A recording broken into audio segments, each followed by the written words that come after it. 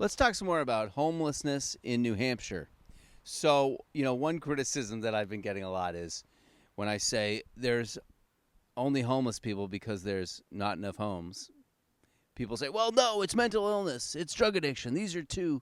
That's it. It's not housing." Well, if you really think that an astronomical leap in rental costs over the last few years, 40% increase over the last 3 or 4 years, has nothing to do with the number of people who can afford housing, I don't know what to tell you, because that's basic supply and demand. The supply is restricted, so the demand goes up, the price goes up, and people can't afford to live indoors anymore. But this is correct. There are also some homeless people that are suffering from mental illness and addiction. So when I say that we need housing for them as well, I don't just mean they need an apartment overnight. This would be good. But what would be better is housing, a bed in a rehab facility if they're suffering from mental or substance abuse, or if they're suffering from mental illness, a room in a facility that could care for them, that could help them through their mental illness struggles. And frankly, we don't have these either. Okay, so we need all types of housing.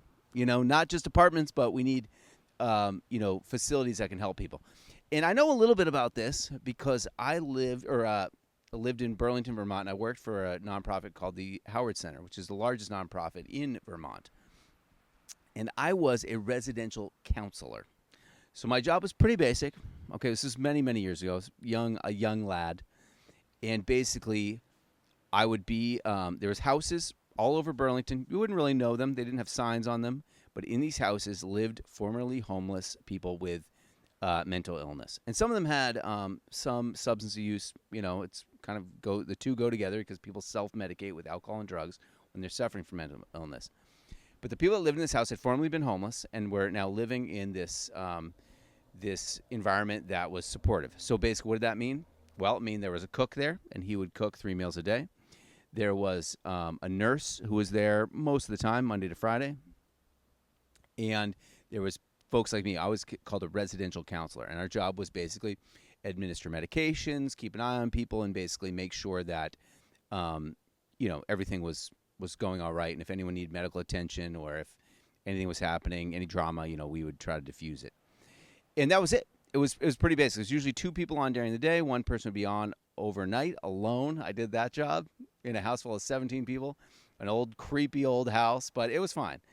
And they had houses all over Burlington and all over Vermont. And basically the idea was people would progress from the house that I initially started, which was called I can't remember the name, but they would start in this one house, and it was basically the bottom of the rung of ladders, and it was not very nice.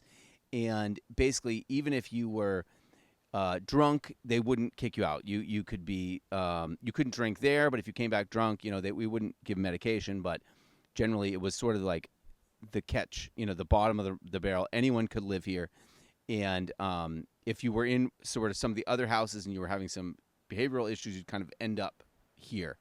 And it was just not the nicest of the houses. But if you were well behaved and you took your meds and didn't get in fights and stuff, you would move from that house into another house that was a little bit nicer, and you'd have a little bit more privacy. You wouldn't be sharing a room with somebody.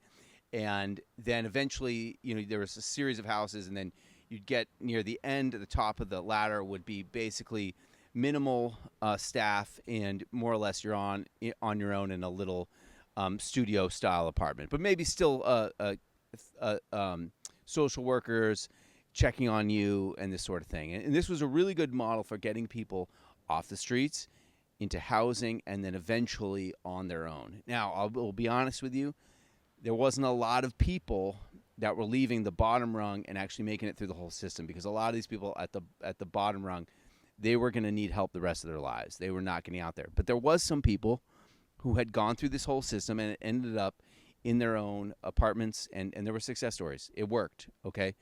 And this basically goes back to, I believe it was JFK saw one of his sisters who had a lobotomy, and she was in a what we called at the time asylum. She was in an asylum, an institution, and these were very poorly run places, and there was a lot of abuse. So JFK said, "Hey, we need to shut these facilities down, and we need to get people into more community community based therapy. So people would be in a house in the community and not sort of packed away into an old asylum building. But the problem was we got rid of all the asylums, but we never built the community oriented housing that was going to replace it. Okay.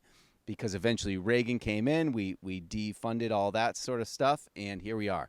We're dealing with this kind of repercussions of decades of lack of investment into mental health, and then add on top of that the opioid crisis, which exacerbated everything. So people are right. The housing crisis is more complicated than just saying we need more housing. We need specific types of housing, such as residential facilities. But it all is housing. It's all different housing.